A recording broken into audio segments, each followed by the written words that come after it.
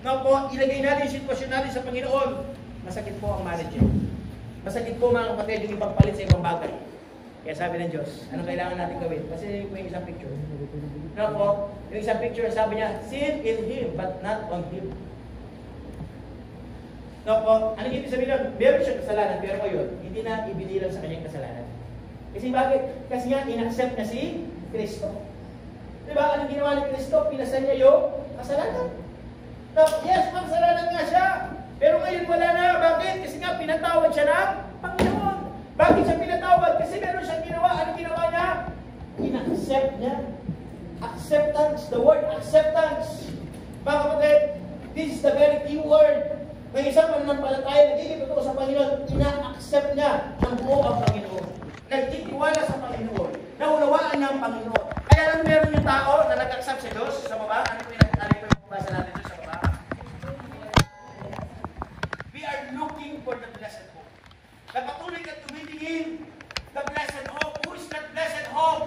Jesus Christ. Kaya sabi niya nga, there are two kinds of people. The one people is the one who reject Christ. And the other people is the one who accept Christ. Diba? Kaya tayo. Dalawa lang. Na po?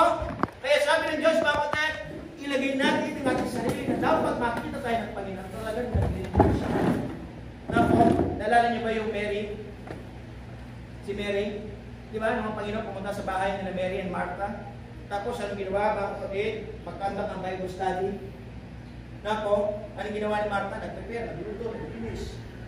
Diba? Nag-ayos ng mga gamit. Pero si Mary, anong ginawa? Nakinig. Lumapit pa sa tabi ng Panginoong Jesus. Nakinig. Na po, tapos sinabihan siya ni Martha, sabi niya, Panginoon, bawalin mo kayo kapatid ko. Sabihin mo, tulungan niya ako. Kasi ang daming bisita, ang daming nila akong makainin eh. Diba? Pero sabi ng Panginoon, Martha, hindi ako mabala sa ibang bagay. Hindi ba alam yung kapatid mo, si Mary, mas pinili niya yung pinakamagandang parte.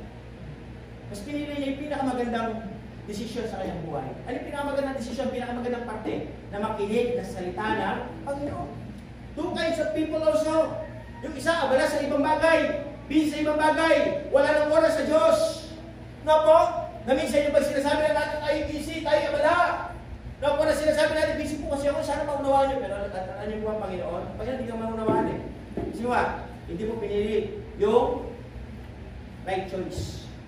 Di ba? Sabi nga doon sa, kung babasahin natin doon sa Luke, Mary had chosen that good part. Hindi ba? Yung tinawag pang good part. Magandang parte. No, good part. Kaya sabi ng Diyos, mga kapatid, sa buhay natin, let us always choose the good part. And what is that good part? Good part, mga kapatid, is that you, every Sunday, you go to church, di ba? Ikaw ay mag-worship sa Panginoon, ikaw ay magsasamba sa Panginoon, sa Spirit, katotohanan. No po, sa pagkakasabi ng Diyos, mga kapatid, nagagalak ang Diyos every Sunday, in-expect tayo ng Diyos. Alam niyo ba, mga kapatid, every Sunday, hinahanap tayo ng Panginoon. Bakit tayo hinahanap ng Diyos? Kasi sabi ng Panginoon, ito yung unang araw eh. Ito yung first Sunday. Di ba? First day ng buong week. Ano yung first day? Sunday. Inaasahan niya bawat mga mananampalataya pumunta ng simbahan. Para mag-gather. Para sila'y magkaisa, umawit, magkaisang manalangin, magkaisang sabihin natin makinig na salita ng Diyos, magkaisang magbigay, magkaloob sa Diyos. At ang Diyos, lagi niya tayong hinahanap. Nasabi ng Diyos, saan ka? Ano po? Hinahanap tayo eh. Ano po? Kagaya ni Adan at Eva, nung sila nagkasala, tumaliwas sa kagustuhan sa Panginoon. Kinain nila yung pinagbabawal ng prutas ng naglalaman ng kalaman at bubuti. Ano po? Dahil sumuway sila, sabi ng Panginoon, Adam, Eve, where art thou? Nasaan kayo? Sabi ni Adam, sabi ng Panginoon kay Adam at Eve. Ano po? Ang tanong, hindi ba alam ng Diyos kung nasaan sila? Alam ng Diyos. Yan ang sabi ng Diyos, wala sila doon sa kanilang dapat na kinalalagyan. Sa inyo dapat nilang kinalalagyan? Doon sa presensya ng Panginoon. Pero dahil nga sila'y sumuway sa kautusan, tumaliwas na po, pumasok yung tinatawag na kasalanan sa kanilang buhay. Bakit nga? Kasi kinain nila yung pinagbabawal ng prutas. Ano po nangyari mga kapatid? Nakaalis po sila sa presensya ng Diyos. Na po, kaya ang ginawa nila, di ba nakatago sila? Nakatago sila sa mga sa mga puno, sa mga halaman. Bakit? Kasi nakita nila na sila ay walang damit. Dati walang mali siya. Walang kasalanan eh. Kabanalan eh.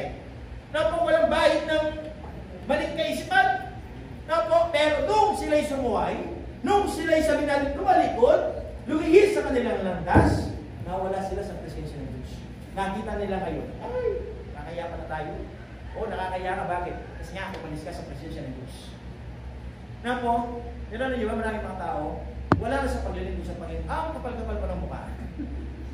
Di ba? Yung hindi na sila naglilingkod sa Diyos, para bang, di ba, naging matigas na kanilang puso. Kaya sabi ng Diyos, mga kapatid, tayo po, dapat huwag maging matigas. Na po, dapat every Sunday, we must go to church. Every Sunday, let us give time. Na po, sa Panginoon. Every Sunday, dapat tayo nagpupuri sa Panginoon. Every Sunday, dapat tayo nagkakaisa. Mga kapatid, na tayo maglingkod sa Panginoon, manalangin sa Diyos. Na po, yun nga mga kapatid. Kagaya po yan, no? Busy. Ang dami mga aktividad, every Sunday. Di ba? Walang question stage. Ano gagawin mo? Di ba? Unahin mo ba ang Diyos? Lagi mo siyang ilugin. Sabi nga mga kapatid, gusto mo malaman ang puso ng tao? No po, tignan mo kanyang ginagawa. Anong ginagawa mo? Minsan sinasabi natin, mahalaga ang Diyos, mahal ko ang Panginoon. But the question is, anong ginagawa natin? Anong nilalabas natin? Di ba yung nilalabas mo, yun ang nagpapakita kung sino ka? Tama ba? Kasi yun ang nakikita eh. Kaya nga sabi ng Diyos, kapatid, dapat na mapatunayan natin ang pag-ibig natin sa Panginoon sa mga magitan mga kapatid na choosing the right decision. Na po, kaya sabi ng Diyos mga kapatid, tayo lahat hindi naman tayo accepted dyan eh. Di ba?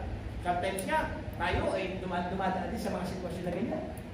Na po, kunwari, sa Sister Kayla, ililibre siya, papunta sa Jollibee, tapos tinakot pa ng Sunday na, ganito tayo. Tapos tinakot pa yung schedule, Sunday service. Magsisimba ka, magja-Jollibee. Diba? Ganun eh. Iba't ibang mga senaryo. Na po, kumukha yun, minsan, may darating na sa abroad. Di ba? Tapos, sabi niya, sige, punta ka dito. Sunday na umaga. Di ba? Bibigyan ko yung pasalubong mo. Pag di ka pumunta, wala kang pasalubong. Ha? Yan yung mga tao. Di ba? Pero kung ikaw talaga Kristyano na tumatayo sa salita ng Diyos, hindi ka pupunta eh. Kasi bakit?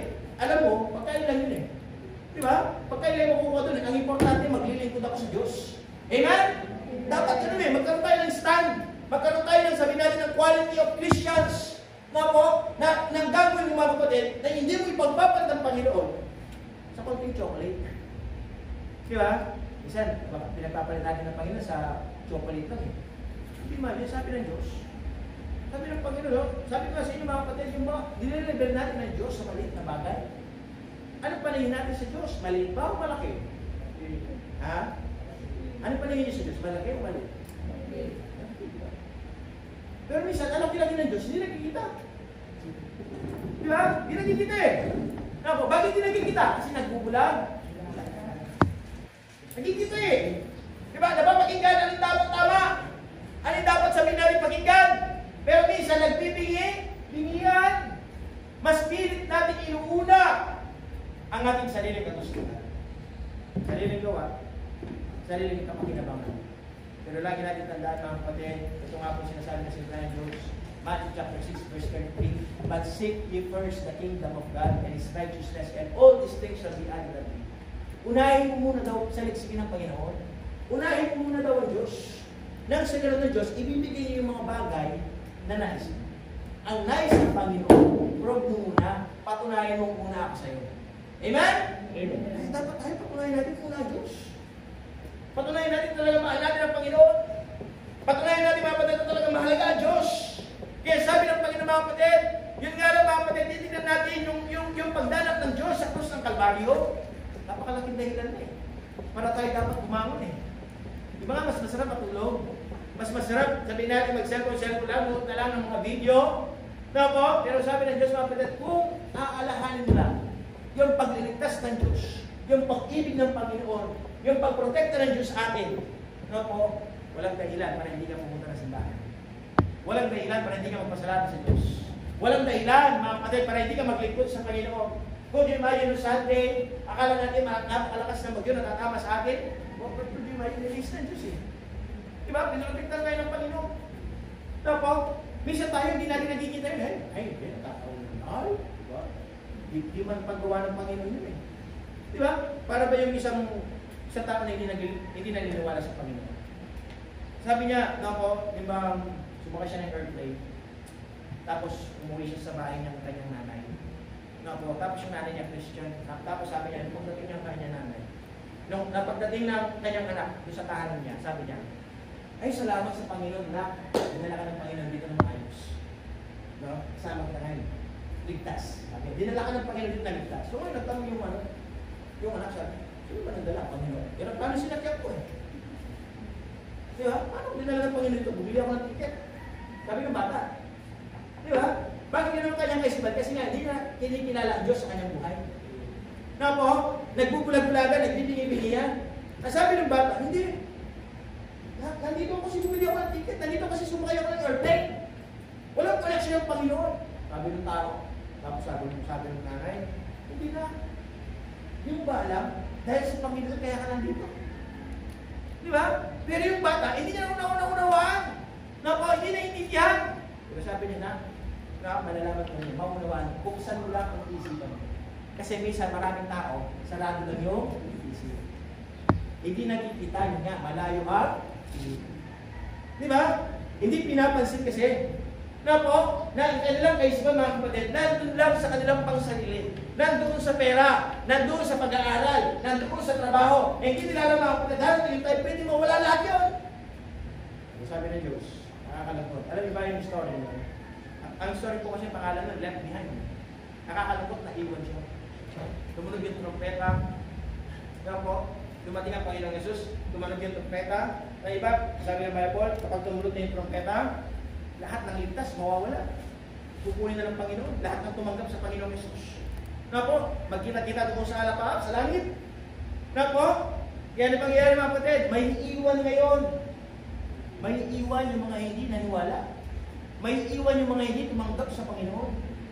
No po? Kaya di ba kapag nangyari yun, magkakaroon na kabuluhan eh. Kung di imagine nag-drive, nag-drive ka, bus driver ka, ngayon ligtas ka, tinagap si Chris sa puso, bigla kang mawawala. Wala nang driver, doon sa sakyan. Di ba? Pati sa pilot. Di ba? Yung mga airplane. Di ba? Lahat. Napapagligtas ka, mawawala. May iwan lang yung damit mo. No po, kaya nga ginawang movie yun eh. Title po niya, Left Behind. Panoorin nyo. No po? So, nandoon mga kapatid, no? Daming mga naiwan. Nagkaroon ng mga disgrasya. No po? Tapos may nag-iwan pa nga nagsisimba eh. Nandun sa simbahan. Nagsisimba siya. No po? Sabi ko, naiwan ako. Di ba? Ano sabi niya? Hindi kasi ako totoo eh. Hindi ako totoo nagsisimba eh. Di ba? Hindi ako totoo tumanggap sa hindi ako totoo nagsisi. Nandito lang ako, bakit? Kasi may pera. Sinasakuran pala siya. Nandito lang ako, bakit may paghinabang. No po? Kaya sabi ng paghinabang pala sa buhay ng bawat isa, kailangan natin piliin. Let us choose the right choice. No po? At sabi ng Diyos, mga pwede, inuulit ko, huwag natin i-level ang Diyos sa maliit na bagay. Napakalaki ng Diyos. Anong ibig sabihin? Walang katumbas ang Panginoon. Amen? Walang katumbas. No po, wala kang pwedeng i-level. Mismo sarili mo, di mo pwedeng i-level. Napakababa lang natin eh. Di ba? Napakababa lang natin. Mababa lang tayo. Naging mataas lang tayo. Kapag yung paghinap, naging mahalaga lang tayo kasi nga tinanggap natin si Diyos sa atin. Kaya naging mahalaga kayo, umangat ka. Pero hindi mo pa rin ka-level ang Diyos. No po, kaya nga sabi ng Panginoon, nandito ka. Nung una, dito ka. Ang Panginoon, dito eh. Tinanggap ko ang Panginoon sa puso mo, nakinig ka. Anong ginawa ng Diyos? Tinaas ka ngayon. No po? Kaya sabi ng Diyos, ngayon dahil nasa taas ka, pero nasa taas pa ng Panginoon. Anong kailangan gawin? Patuloy mong tingnan ng Diyos. Kaya nga sabi niya, looking for the blessed hope. Sabi niya sa baba, na picture natin. Patuloy ka daw tumingin sa dakilang pag-asa.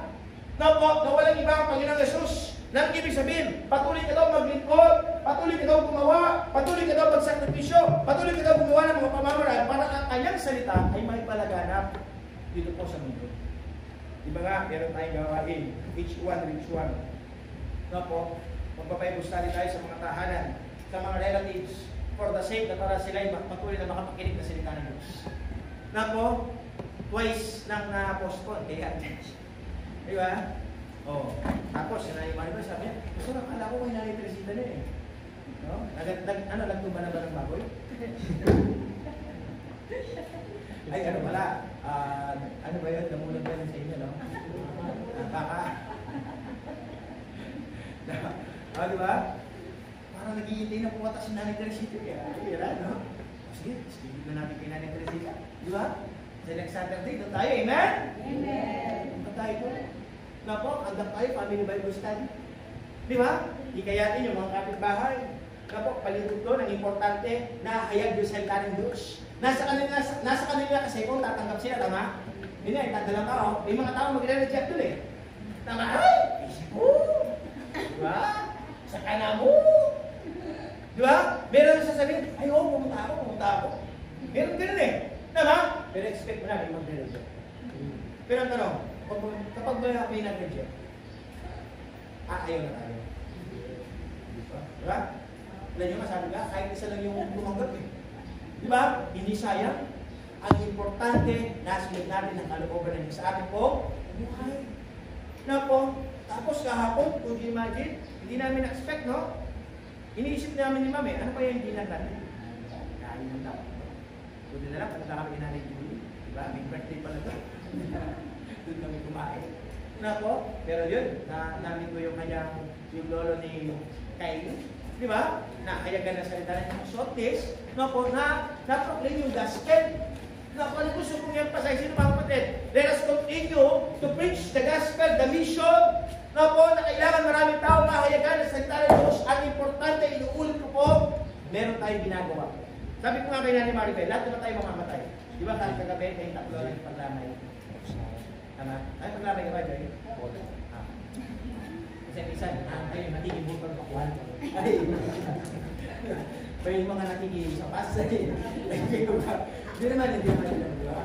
Kasi nga, pamilya eh. Di ba? Ibig sabihin, nagigiramay. Tama? So, kung imagine mga kapatid, lahat naman tayo mamamatay. Di ba kayo yung bang, ngayon, nakikipaglamay. Diba? Kapag may lamay, di ba malungkot? Wala na, kapag talaga nakasampunan, ginawala. Kapag malungkot. Pero doon, mga kapatid, yung time tayo naman dadagan doon. Di ba? Tayo, pag nalamayin tayo eh. Isa na ako, huwag kayo mag-nervyos. Ay, nakaka-nervyos yung pastor. Realidad lang, lahat naman tayo mamamatay. Pero sabi ng Panginoon mga kapatid, pasilin ko natin, mamamatay ka. At tanong ano gusto mo? Mamatay kang walang ginagawa o mamatay kang may ginagawa para sa Diyos? Mamatay kang maglilingkod sa Panginoon o mamatay kang hindi ka naglilingkod sa Diyos? Di ba? Mamatay kang hindi maawit sa Panginoon o mamatay kang maawit sa Diyos? Di ba? Kaya sabi ng Diyos mga kapatid, dapat sa buhay natin, gawin natin kapag ipagkinabang ang ating buhay. Maglingkod tayo, gumawa tayo. No, huwag tayo maglingkod. Dahil lang sa marami tayo, hindi. Gawin mo pa rin yung best mo kahit wala nakakita kasi yan. Pero tayo sa Diyos. Di ba? Ang pasilin natin yung paningin ng Diyos. Anong nakikita ng Panginoon sa akin? Di ba? Nakikita ba ng Panginoon sa akin? Hanggang muna lang ako? Alam niyo ba sa Satanas? Sinisiptensya lang tayo eh. Ay, pastor, hanggang muna lang yan. Di ba? Ay, kasi Satanas ganyan eh. Huli eh. Buyan eh. Ay, hindi mo totoo yan. Ganyan Satanas. Di ba? Pagod ka siya ng Diyos. Pwede ba natin patunayan? Pwede tayo ganun. Amen? Pwede ba natin patunayan? Talagang totoo tayo sa Diyos. Pwede ba natin patunayan na talagang handa tayo maglingkod sa Panginoon? Na po, kaya sana mga patay sa buhay mo ng bawal sa Sister Sarah, keep on lang sa iyong paglilingkod. Tayo lahat, sa brother friends. Diba? Kung imagine yung mga bata, kumakanta sila, gusto nila kumanta eh. Diba? Kumakanta sila, nandun ang kanilang kagustuhan na maglingkod sa Panginoon. Minsan nga, maririnig mo sa kanila, ay, ang saya sa church. I like church. Why? Kasi masaya. Sabi ng bata, ay ikaw, gusto mo ba sa church? Amen? Amen. Masaya ba sa church? Ay, gusto baka na masaya. Hindi ko naman nilay. Di ba? Yes, kung titingin ka sa kapwa-tao, hindi ka magiging masaya. Kasi nga lahat tayo may kapintasan. Lahat tayo may pagkukulang. Tama ba? Pero kung lahat tayo titingin sa Panginoon, tatanggapin natin ng Diyos, i-accept natin ng Panginoon mga kapatid, and I believe makakapagpatuloy kang maglilingkod sa Diyos. Di ba? Magkakaroon ka sa iyong pagkanta ng kasiyahan. Na po, kaya sabi ng ating Saulida, di ba? Masaya po ba kayo? Oh. Di ba? Dapat pag sinabi masaya po ba, amen! Di ba? Kasi bakit? Nandito kayo eh. Di ba? Handa ka maglingkod. Ano masaya? Alayo si Sister, alayo na. Di ba? Maging masaya ka bakit? Kasi yung tsuko. Di ba? Alam niyo ba ang Diyos natutuwa? Every time na nandito tayo naglilingkod sa Diyos. Every time na tayo handang magsamba. Every time na tayo handang maglingkod sa Diyos. Na po, na talaga totoo. Na po, Naalala ko yung ano eh, yung babae, may karamdaman din siya, yung nagdurugo siya. Tapos, mga kapatid, pumunta na siya sa mga hospital eh, sa mga best doctor, mayaman to. Na po, sabi ng Bible, tapos, ang ginawa niya talagang gumastos na siya para gumaling lang siya, meron sa sakit, nagdurugo siya. Na po, hindi tumitigil lang kanyang pagdurugo sa mga babae. Na po, so ibig sabihin, nalalamog siya, na po, hinang-hina siya, wala siyang kalakasan, yung kulay niya hindi maganda, kasi nga, kulang yung dugo eh. Na po, so kayo, nabalitaan niya si Jesus Christ, sabi niya, kasi nga, narinig niya si Jesus Christ, Diyos, narinig niya si Jesus Christ, makapangyarihan, narinig niya si Jesus Christ, na may miracle sa kanya. So ngayon, yung babae kung ito nagkaroon ng pagnangasang, makalapit sa Panginoon. Na po, anong ginawa niya mga kapatid? Pinaganda niya, inalam niya kung saan daraan si Jesus Christ. At ang ginawa niya mga kapatid, inabangan niya si Jesus Christ. Eh ngayon, dahil mahina ang kanyang katawan, hindi na kaya makipagbanyahan o singit para makasingit siya. Hindi na kaya eh. Na po, nalalamog siya. Pero ano yung pananampalataya, ano yung pagtitiwala niya? Ano yung paningin niya? Ano yung nasa puso niya? Mahahawakan ko lang yung damit ni Jesus Christ. Kahit sindulo lang, sindulo. Madampilan yung kamay ko. Di ba? Alam kong gagaling ako. Could you imagine? Nagkaroon siya ng right faith. Nagkaroon siya ng pananampalataya. Nagkaroon siya ng full trust sa Panginoon. Na po, kaya ano nangyari? Nung dumaan ang Panginoon, mamadad, pilit niya inabot ang Panginoon at nung naabot niya ang Panginoon, ano po nangyari sa kanya? Ano ba nangyari? Naabot niya ang Panginoon, naawakan niya yung daylayan. Gumaling yung babae. Instant, gumaling ha? Biglang gumaling, biglang lumakas. So ngayon, nung biglang inawakan siya ng Panginoon, mga kapatid, inawakan niya ang Panginoon sa kanyang damit. No, kung nabiglang ang Panginoon, touch niya, sabi ni Diyos. Sino kumawak sa akin? Sabi ng mga disipulo, Panginoon, dami kumahawak sa iyo eh. Dinutubog ka nga na marami, hindi may umawak sa akin. Yung umawak sa akin, kakaiba.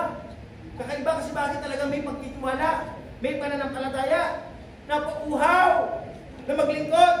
Sabi ng Panginoon, anong gusto ko niyang pasahin dito mga kapatid? Tanong ng Diyos tayo kaya, nararamdaman kaya tayo ng Panginoon. Hindi kaya sabihin, ay, nararamdaman ko yung paglilingkod nila. Di ba ang dami tao lumalapit sa Diyos? Dami tao lumalapit sa Panginoon. Pero tanong, nararamdaman kaya tayo ng Diyos? Mararamdaman ka ng Panginoon kung tama ang puso. Mararamdaman ka ng Panginoon kung talagang handa ka maglingkod sa Kanya na may katotohanan. Mararamdaman ka ng Panginoon mga kapatid kung talagang nag-isay ka, pure ka, totoo ka. Kaya sana mga kapatid, ang panalangin ko, sana tayo, maramdaman tayo sa Diyos. Maramdaman tayo ng Panginoon. Ako po bilang pastor, ang ating pong pagnanakis, maramdaman ako ng Diyos. Na hindi dahil sa material na bagay, hindi dahil sa pasyal, hindi pa dahil sa mga libot na yan, hindi dahil sa mga nakukuha, mga achievement, palakpak ng tao, praise ng tao, hindi yan. Ang gusto ko po, mga kapatid, maramdaman ako ng Panginoon. Maramdaman ako, na talagang totoo ako nandirigo sa Kanya. Ang tanong kayo po, anong gagawin ko yun? Dalawang klase tao. Yung isa, nag-rento. Yung isa, nag-accept. Yung isa, nag-rento. Yung isa, hindi nag-rento. Yung isa, yun na ang Diyos. Yung isa, yun ang Panginoon. Kayo po, anong gagawin po? Kaya sana manalangin ko po, tayong lahat, nakasama mag-rento sa Diyos. Nanay Julie, people lang. Nanay Mehan, people lang. Nanay Maribel, people lang. Nanay Teresita, people lang. Lahat tayo. Mga young people lang tayo. Yung bang pangarapin natin, darating yung time, marami tayong maikaya na hindi lang tayo naglilingkod sa Diyos, hindi lang tayo nakaunawa, hindi lang tayo lumawak na pangunawa, hindi lang tayo nagkaroon ng pagkasa. Meron pang ibang tao. At sasabihin nila, ay, salamat, no? Nakilala ko kayo. Ay, salamat, no? Di ba? Nagbago ang buhay ko. Simula nung naglingkod ako sa Panginoon. Alam niyo ba, yun yung gusto ko eh. Bakit ako, mga kapatid, kahit napagod na, kahit ang dami na sabi natin na minsan wala ng pera, minsan gutom, mapasal, minsan mag-init, pumupunta pa rin sa mga tao. Bakit? Kasi gusto kong maranasan. Marami tao kong sasabi sa akin, Pastor, Brother Bon, salamat, nakilala ko lang. Salamat, nagkaroon kami ng pag-asa. Salamat, nagbago ng buhay namin. Diba? Yun ang kasiyahan natin. Kaya nga sabi ng Bible, that is crown of rejoicing sa mga taong nag-aakay ng kaluluwa para sa Panginoon. Kaya sana po mga kapatid, yung tema natin this month, each one. Sana po patuloy lang. This coming Sunday, this coming Saturday, papasyal, Sister Nanay Teresita, lahat tayo, punta tayo, amen, punta po kayo. Schedule natin kay Nanay Julie, kay Nanay Mehan, di ba? Kay Nanay Mehan po, yung tahanan ko nila, malawak po doon. Hindi po kayo umakyat ng mga puno. Diba? Doon tayo, di ba? Para mapasyalan, para mag-gather tayo. Hindi lang tayo sa church pumupunta, paghin sa mga tahanan.